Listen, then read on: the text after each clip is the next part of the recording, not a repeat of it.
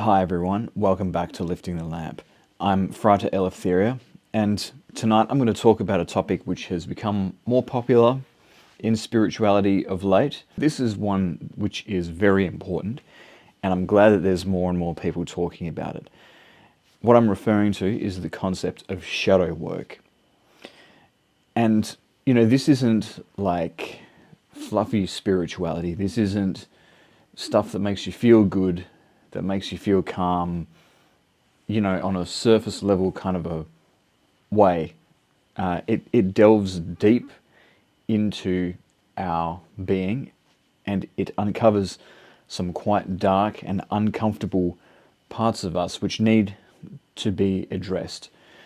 And it's not glamorous, and it's not easy, and it's not comfortable, but it's very necessary spiritual work if we're serious about inner transformation. So I want to talk more about shadow work tonight and its importance, what it is, why we have a shadow, and how we should approach the shadow in shadow work, some techniques which will help us with shadow work, including some kind of esoteric or occult techniques which overlap with the domain of what is called shadow work in psychology. So that's what I'm going to talk about. Stay tuned for that. So let's start off with the basics. What exactly is shadow work? Where did this idea of shadow work come from? Well, it really comes from modern psychology, and specifically it comes from the thought of Carl Jung. Jung was, of course, a student of Sigmund Freud, but unlike Freud, who was very scientific, very materialistic, Jung incorporated a lot of mystical kind of ideas into his psychological theories. And one of those was this idea of shadow work. So to understand shadow work, you have to understand what the shadow is. So basically, we have our psychology, we have our conscious mind, and our sense of self that we have carefully constructed and curated based upon what we see are things that we're interested in pursuing in life, quite often things that we're socially conditioned to want by the society, which approves and disapproves of different types of things. And so we might actually suppress parts of ourselves in order to create a sort of curated and manicured version of ourselves, which perhaps doesn't acknowledge those parts of ourselves that won't win social approval. And so those parts of us which would be considered taboo, which perhaps we're ashamed of for some other reason, we push down into the unconscious, and that becomes our shadow. And the whole idea behind the shadow and shadow work is that the fact that all of the shadow aspects of who we are pushed down like that is a bad thing. It means that we have an incomplete sense of self. It means that we're in a state of self-denial about those shadow aspects. And the more we push them down, they don't go away. They just become more frustrated. And then when they finally do come forth, which inevitably they must, they come forth in a very distorted and monstrous fashion, because they've become so suppressed. The distortion results from that.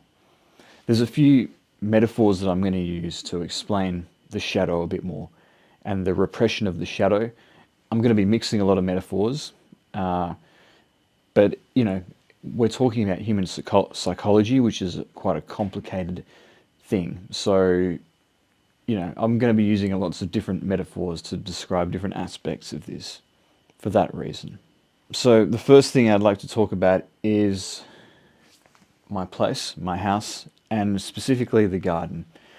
I'm lucky enough to live in a house that's got quite a big garden, which is great, but if I don't have time to maintain that garden, it starts looking very shabby.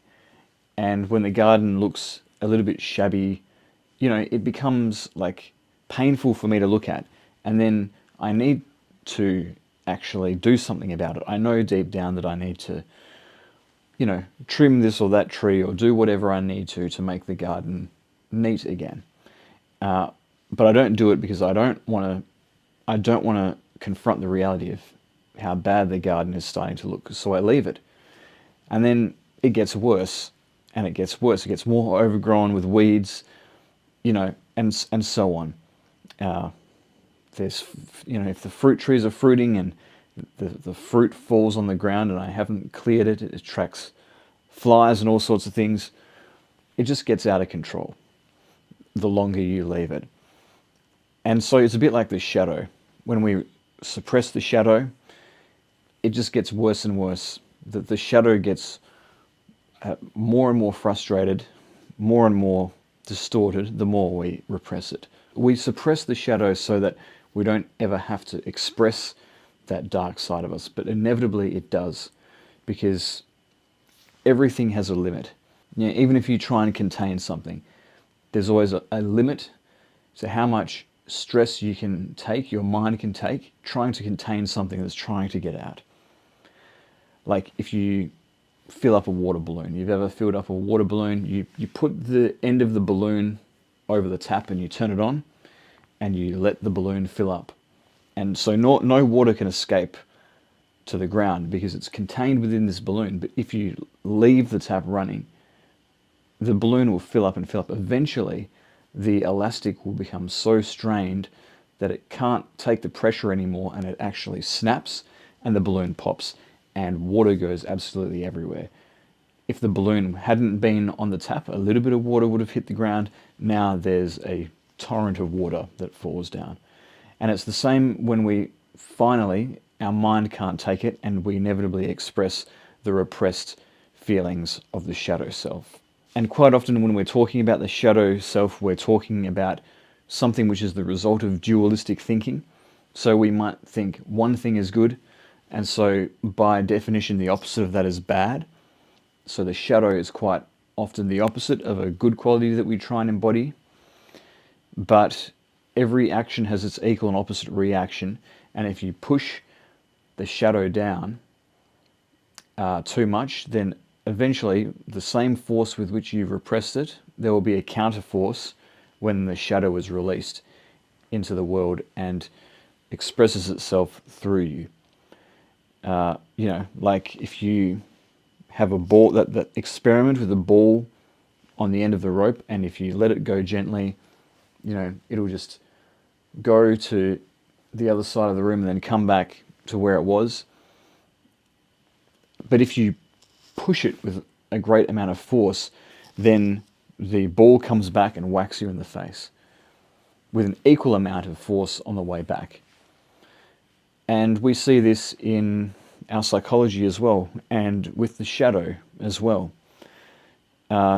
Theoretically, you could spend your whole life pushing the shadow down and never letting it express itself. But those are usually the people that, get sick and perish quite early in life because of all of the stress that they're holding on to, or get some kind of other mental illness or have some kind of mental breakdown. So not advisable. But we can see the shadow both in terms of our individual consciousness and the collective consciousness and the collective unconscious. And sometimes it can be easy to understand this when we look at phenomena of the shadow expressing itself from our collective unconsciousness, an expression of our collective shadow. So let's have a look at an example from very recent world events. For the last 10 years or so, we've had a dominant culture which is all about deriding men, young white men, calling them toxic, calling them trash, calling them useless, discouraging them from doing anything significant in life, and just pushing them down constantly. And the dominant culture that has been doing that has proclaimed itself liberal or progressive. And so what has happened now, after years of that, is we see a huge swing in young men moving towards the right, and even the far right. Because there's nowhere else for them to go. As Eric Weinstein so succinctly put it in one of the interviews that he gave. And so what's the result of that? The result in America, where many of you are watching this from, is the election of Donald Trump. That's not the only reason, but it's one of the main reasons. And so it's all because the white male identity was pushed into the shadows for so long and repressed for so long, into, 4chan forums and, onto Andrew Tate's videos, and where it was left to fester and now has kind of broken out again. And is that expression of the shadow self of our society, the unwanted, the garbage parts of our society, according to our dominant progressive culture, has the expression of that been a healthy correction? I would say no, it hasn't. If you look at the way that the Trump phenomenon and the kind of people around him, how they're expressing themselves and doing things now that they have power, it's very chaotic, and it does seem to be very reactive and more about making decisions that will own the libs rather than doing things which are actually rational, sensible decisions. It's very chaotic and very unhealthy expression of, a response to what has been the dominant political culture for the past 10 years. That's an example of the collective shadow expressing itself. And so this is the crux of the matter, that when the shadow does express itself, it's, there is an unmet need that needs to be expressed and should be expressed, but when it has become the shadow, when it has transformed into the shadow, quite often it's a frustrated need and it expresses itself in a very negative and destructive way.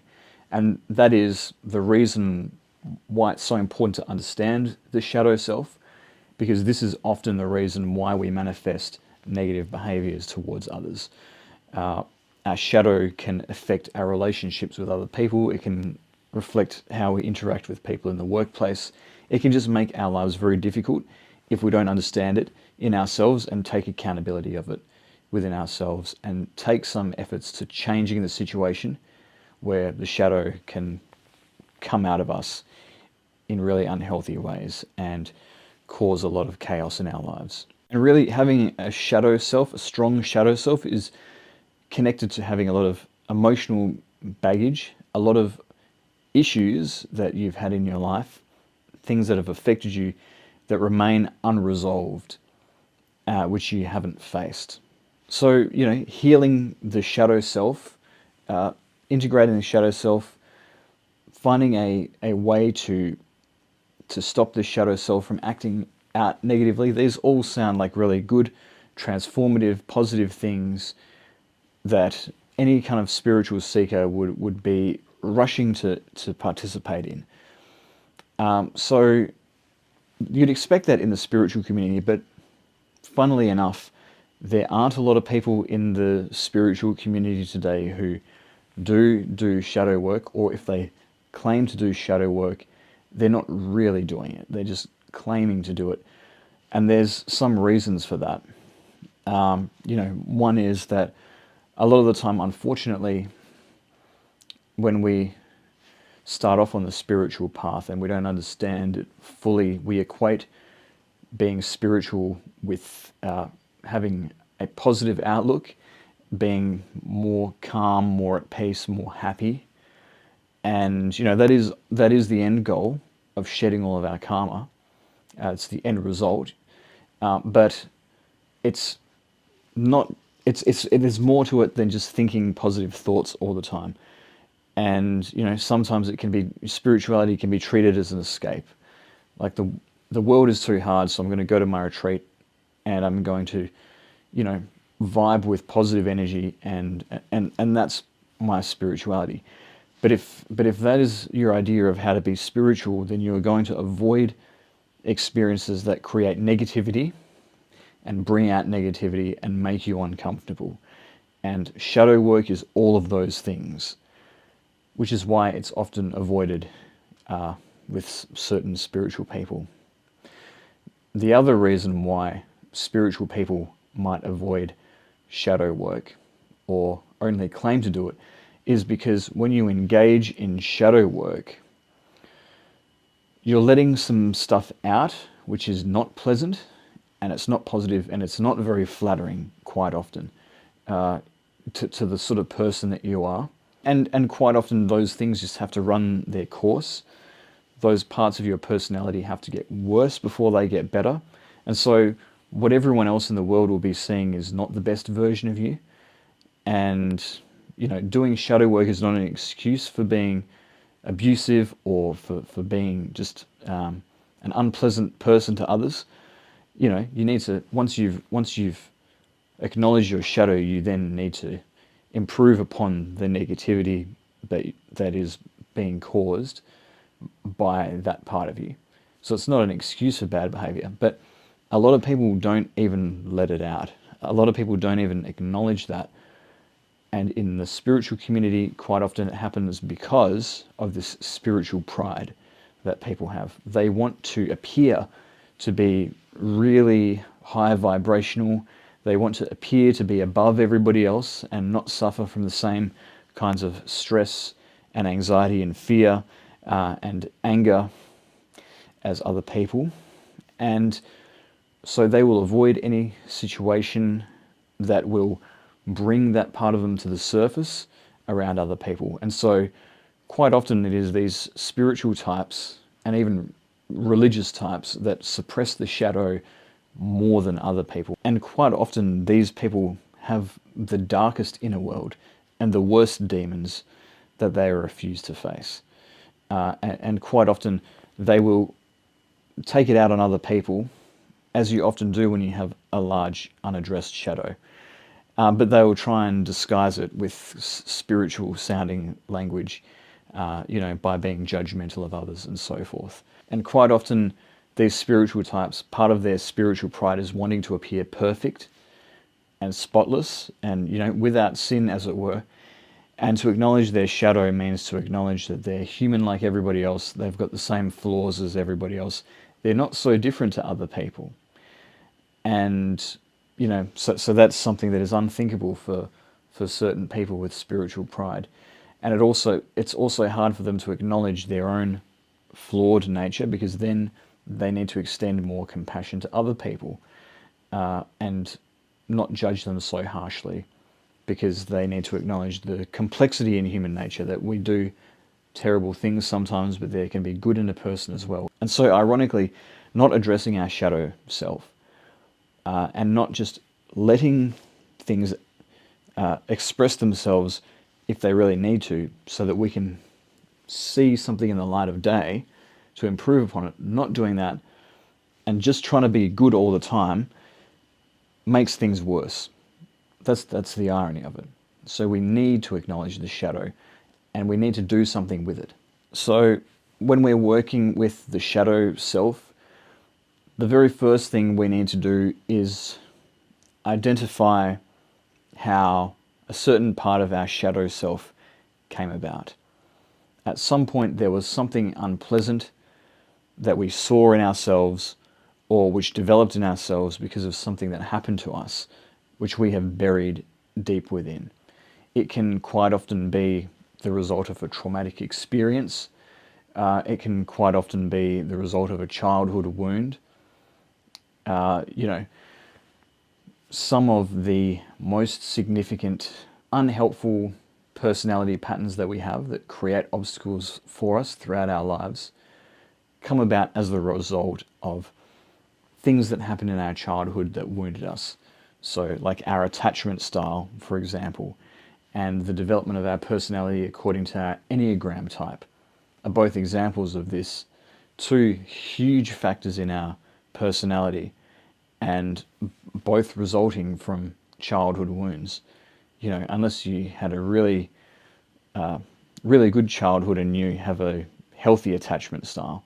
And it highlights the importance of family, because, if something goes wrong in the family and there is a wound for a child in the family, it leads to a plethora of problems later down the track for that person. But perhaps the shadow also comes about as a result of guilt or shame. There is something that we did which gave us a sense of shame because of our own values and it conflicting with those, but being such a stark part of us, or because there's a conflict between that part of us and the values that society imposes upon us and approves, and the things that society approves of and disapproves of, and some sort of tension or conflict there. All of these can result in the development of a part of the shadow self. So when we're uncovering the shadow, we need to uncover those parts of us that we have buried and then find out the origin story of those parts of us.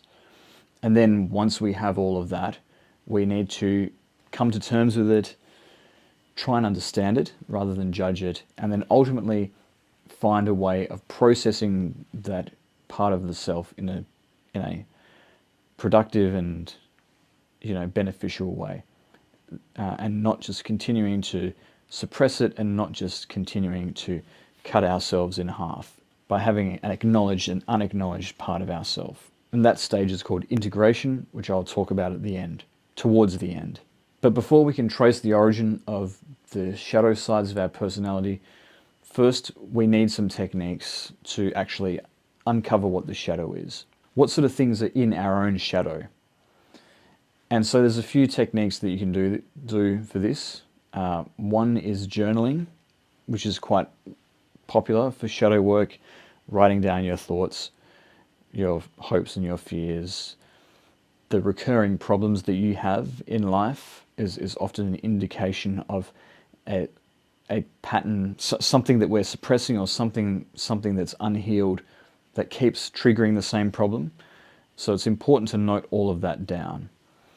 And this can be done in conjunction with a daily exercise of paying attention to how we are in the day, how our interactions with others are, what sort of thoughts we have, and then doing a review of the day at the end of the day and journaling down the things that we observe in ourselves. We don't actually observe ourselves all that much. Most people have got very little self-awareness.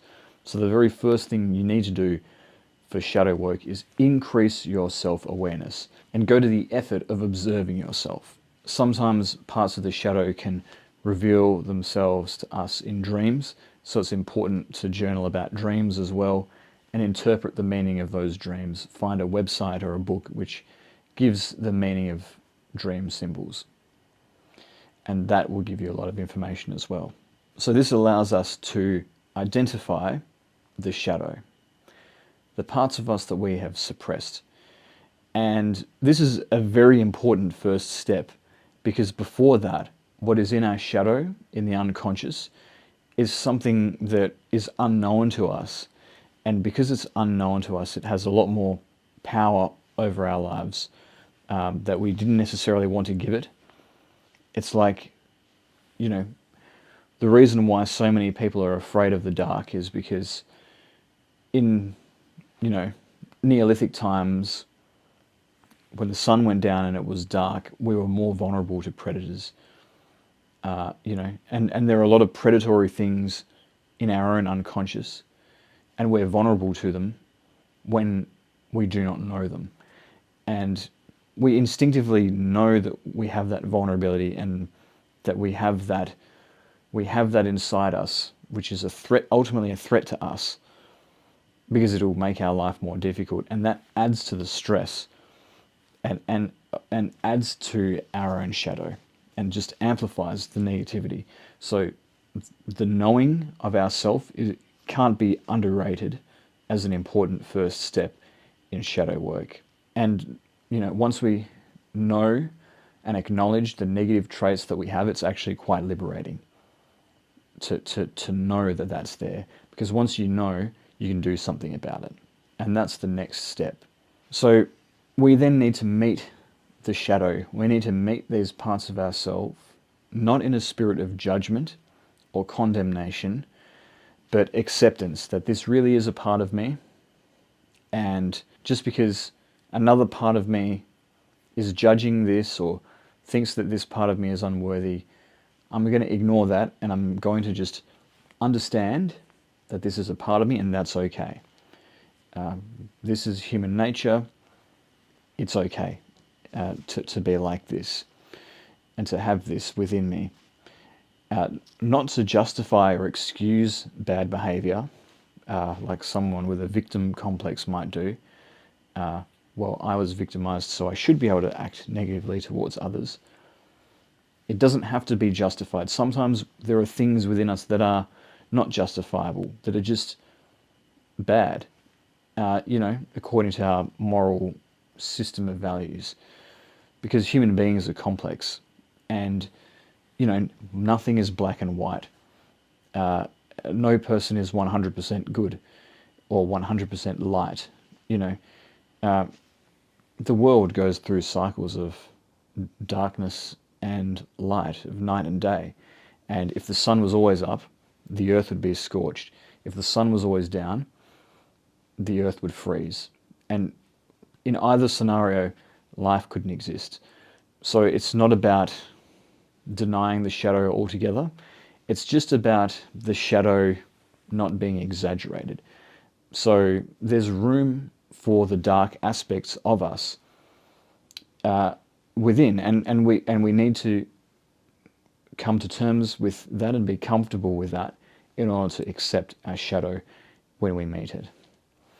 And then once we do accept the shadow, we can begin to reason through, well, what is the reason why this shadow part of me has come about? What's the origin story?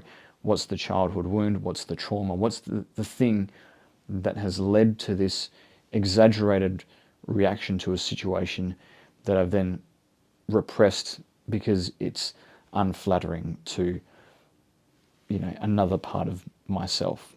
And because we're often dealing with wounds or mistakes, we can do that in a spirit of non-judgment and even compassion. And once we have that level of understanding of the shadow, it's time to integrate it.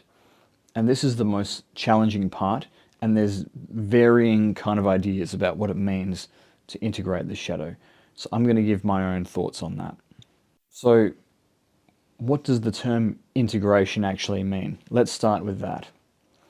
Well, if you integrate things together, you're transforming them from a state of division and separation into a state of wholeness and completion. And so when we integrate the shadow, we are incorporating that into our sense of self, where before we denied it.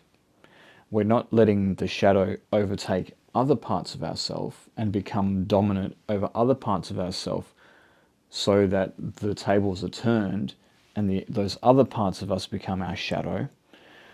We are finding a place for everything that is balanced and well adjusted. And so that can mean for the shadow self finding the kind of the root of the shadow self, which is a healthy desire that is trying to be expressed and being frustrated, and finding a way to allow that to express itself in a healthy way.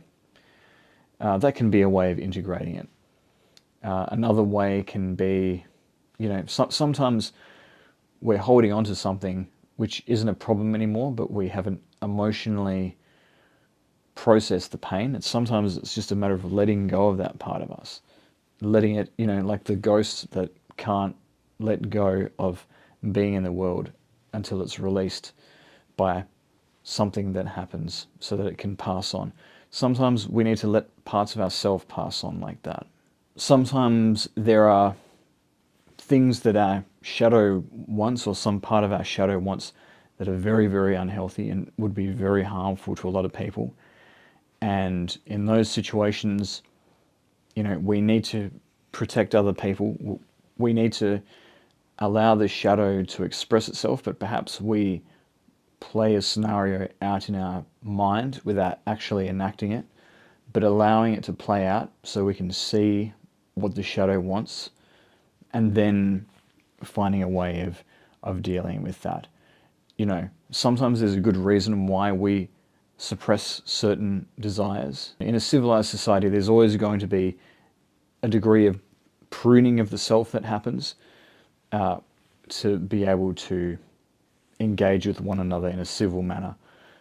We wear this restrictive clothing, we cut our hair and all sorts of things, in order to have a certain decorum, so that we can follow an agreed set of rules. And that's not so repressive that it causes distorted or unhealthy kinds of behaviors in us. So there are some things which shouldn't be expressed, but perhaps we need to explore that further, just internally, and find out why that's the case. Sometimes there's a healthy way that we can express things. Other things we have to just stop doing because they're unhealthy. They're an unhealthy coping mechanism for some other unhealed wound. Sometimes there is a part of us which forms part of our shadow, which is objectively like a negative or not a pleasant trait that we have, but exists because it is necessary in certain situations, such as, if we go into a fight and we need to defend ourselves, there's a degree of violence that we need to be capable of in order to do that. And, our society doesn't like violence, and it doesn't like situations that make people unsafe. But unfortunately, there are situations where we need to be capable of such things in order for self-preservation. And we sometimes need to acknowledge that part of ourselves and not be ashamed of it, and understand that it serves a purpose. We shouldn't allow it to, again, express itself in an exaggerated fashion if it's been frustrated.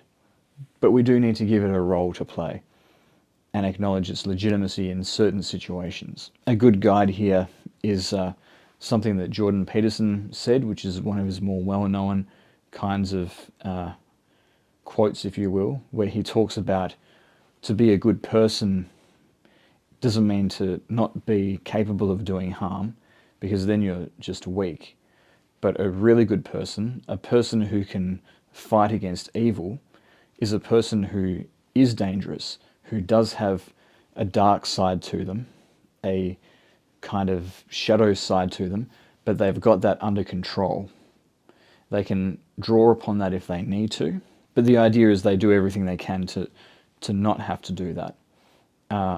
And they have the strength and self-control to be able to manage it in that way, as opposed to a person who has no control over their impulses and acts out violently for really silly reasons, like, thinking that someone looked at their girlfriend or something. So there's a balance there, but some things that society considers negative are actually things that we shouldn't necessarily let go of. But as you can see, there's all sorts of things in the shadow self, and different parts of the shadow will warrant different types of techniques in order to integrate it. And maybe that's the reason why it's so difficult to talk about integrating the shadow. Our unconscious mind and our shadow self, it's like the pile of doom in your house. I don't know if you do this or if it's just me, but if I'm sorting through a set of documents or something and I find a nice little category for, most documents, and then I'm left with, the miscellaneous documents that don't have a place in my neat little filing system, they become part of a disorganized pile of doom where everything else just gets ditched and left. And that's kind of like what the shadow self is. It's the pile of doom. Everything that doesn't fit with our well-curated sense of self ends up in the pile. And there can be all sorts of random stuff in there, the next thing differing from the thing that went before. And there's even some things within our shadow which we've repressed for no good reason. There's no reason why we should be ashamed of that part of us. But for whatever reason, that part of us is met with social disapproval. And again, this is particularly a problem in spiritual communities. So I'll take myself as an example. I'm trying to be good. I'm trying to be the best person that I can, trying to be the best version of myself, and doing the work and trying to integrate as much of the shadow as I can, and in fact transform as much of the shadow as I can into something positive and filled with light. And, not to force that, but that's sort of the direction that I'm moving in, that I want to move in. That's how I want to change myself. It's my goal. And, but there are certain things about my nature that will always be a little on the dark side. And that's actually okay, because just because something is dark doesn't mean that it's evil. Like, for example, I like to listen to quite heavy music sometimes, whether it's like death metal or gothic industrial music. And, I enjoy listening to that music on certain days. But there would be people within the kind of New Age community, even some people in the Theosophical Society and groups like that, who would say that when you listen to that kind of music, it's creating negative vibrations and it's bad. It's bad to listen to that music. And Dr. Emoto from Japan did a study which showed that when you listen to heavy music, it transforms the crystals in the water in your body, so that it's in a negative pattern and a disordered pattern. So be careful about the music that you listen to, because it's bringing negativity in your life to listen to the wrong genre of music. It's just a ridiculous idea, and it's incredibly judgmental. And the judging of the person for their personal musical tastes is a more negative trait, ironically, than just, listening to a particular type of music. And I'm not going to stop doing it, because I enjoy doing it from time to time. I don't enjoy doing it every day, but sometimes I like to. It's a part of me, and it's not going away. And it's not hurting anybody by me listening to that kind of music. So, that is a way of integrating the shadow. And as we integrate more and more of the shadow, we'll find that we're naturally drawn to more positive kinds of things, and what is often regarded as lower vibrational activity will just appeal to us less and less. Like, for example, drinking alcohol. When I was young, I used to drink a lot. At one point I was drinking every weekend and drinking copious amounts, and I really enjoyed alcohol. But nowadays, and particularly in the last few years, I've just been drinking less and less and less. It's just less appealing to me. I'm more at peace with myself. I've got a greater sense of meaning in life, and I've just, got a more wholesome life than I used to, and I don't feel drawn to do that as much anymore because of the healing that I've done. But, it's still enjoyable to me from time to time as a recreational activity. I've got a flask of Fireball whiskey in the house, and from time to time I'll take a swig of that, and it's great. It's got a cinnamon flavour. It's got a bit of kick to it. It's like the oil of Abramelin if it was a drink, and it's fantastic. And, but I can do that and not be consumed by that and it becoming a vice. And so I'm in control of it. It's something that's, would be considered a lower vibrational activity, but I've got it under control, and it's ultimately something that is becoming less and less of a factor in my life.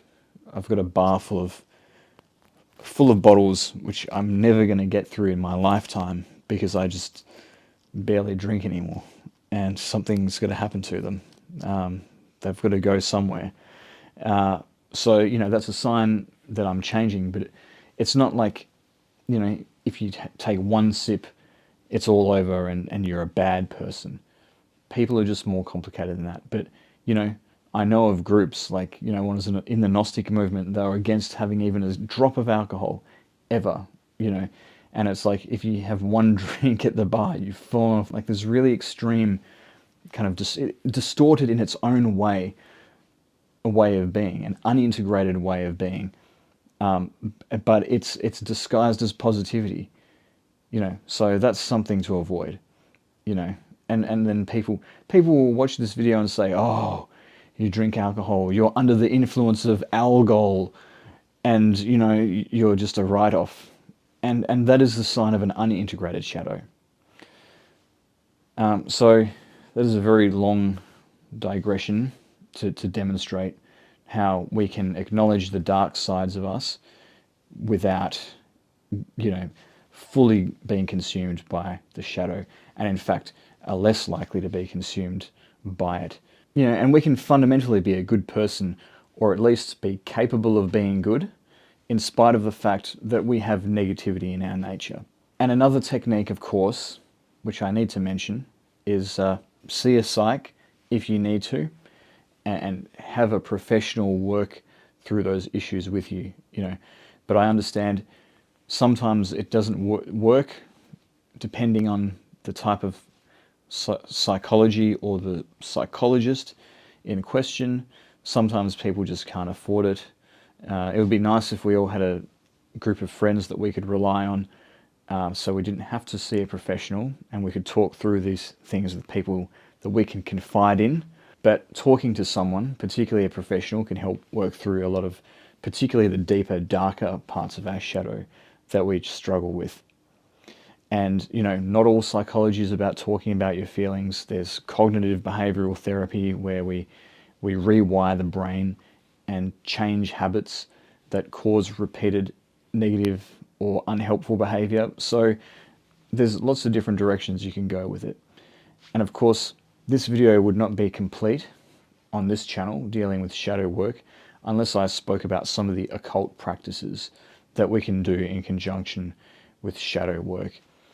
And probably the one that springs to mind for me straight away is path working, or sort of meditation on the averse side of the tree of life, the tree of death, or the tree of the Qliphoth, and the 22 sort of inverse paths that connect them. I haven't done a lot of work with the Qliphoth or the 22 paths of the averse tree. I've heard that the entities that sort of reside in those realms can be quite unpleasant and not to be messed with.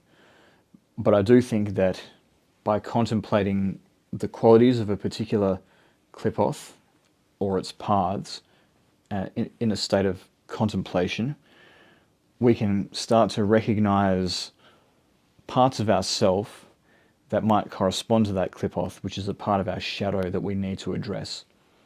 And really, the tree of life, both the averse and the upright tree, they represent the human being as well, the microcosm. And so the dark side of the tree represents our shadow, and the Qliphoth are like the broken shells of the Sephiroth.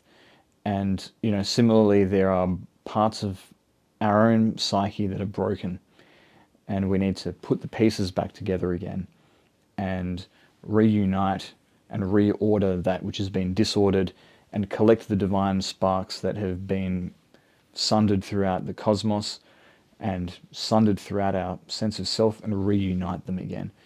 And that's the goal of the Kabbalah.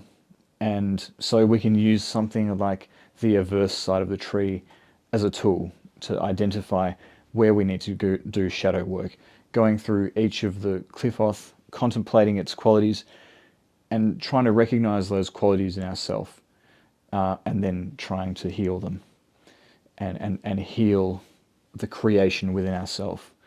Same with the paths of that tree. So those are some of my insights into shadow work and how we can complete it on the spiritual path and how we can understand it. I hope you enjoyed this video. If you did, please leave a like, subscribe to my channel to support my work, leave any comments you have down below, and if you want to support me further, hit join or thanks down below. But thank you again for listening, and I'll see you next time.